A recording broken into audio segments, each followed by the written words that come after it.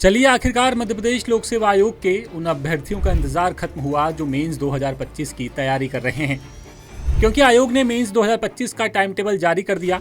इस time table के मुताबिक परीक्षा 17 अगस्त से शुरू होगी जो कि 22 अगस्त तक चलेगी। लेकिन इस टाइम टेबल के साथ ही एक विवाद खड़ा हो गया, क्योंकि मेंस 2025 यूपीएससी मेंस से क्लैश हो रही है।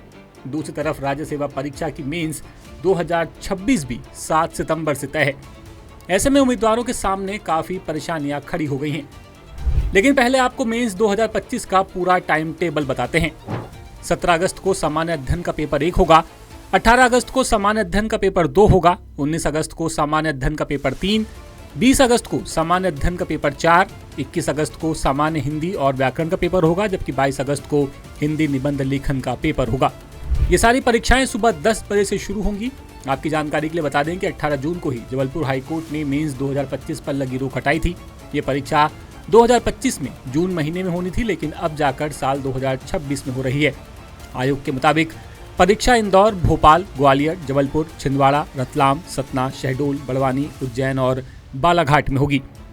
लेकिन अब आरोप लगने लगे कि आयोग ने मेंस 2025 का शेड्यूल जारी करने से पहले शायद यूपीएससी का शेड्यूल चेक नहीं किया, क्योंकि यूपीएससी की परीक्षा 21 अगस्त से हो रही है।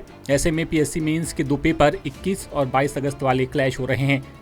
ऐसे में एमपीपीएससी को तारीख बदलनी पड़ सकती है और इसकी मांग भी अब उठने लगी है।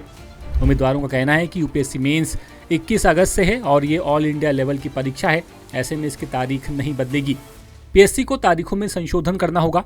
ऐसे में ये बेहतर होगा कि पहले राज्य सेवा मेंस 2026 को तय शेड्यूल 7 सितंबर से कराया जाए और फिर अक्टूबर में मेंस 2025 को शेड्यूल किया जाए। वहीं इस मामले में जब द सूत्र ने आयोग से बात की तो आयोग ने कहा कि अगर किसी की राज्य सेवा मेंस और यूपीएससी मेंस क्लैश हो रही हैं तो वो इस संबंध में आवेदन दे सकता है।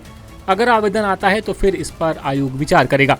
इस परीक्षा के लिए 1 साल से इंतजार था और हाईकोर्ट में भी आयोग ने यही कहा कि मंजूरी मिलते ही इसे जल्द करवाएंगे।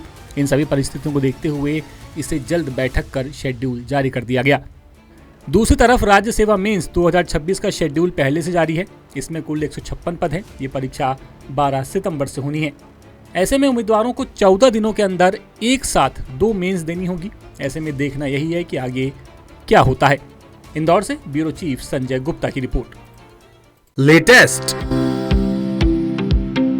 इन्वेस्टिगेटिव और इन डेप्थ खबरें देखने के लिए ज्वाइन कीजिए द सूत्र का व्हाट्सएप चैनल, सब्सक्राइब कीजिए यूट्यूब चैनल, लाइक कीजिए फेसबुक पेज और पढ़ते रहिए www.daसूत्र.com।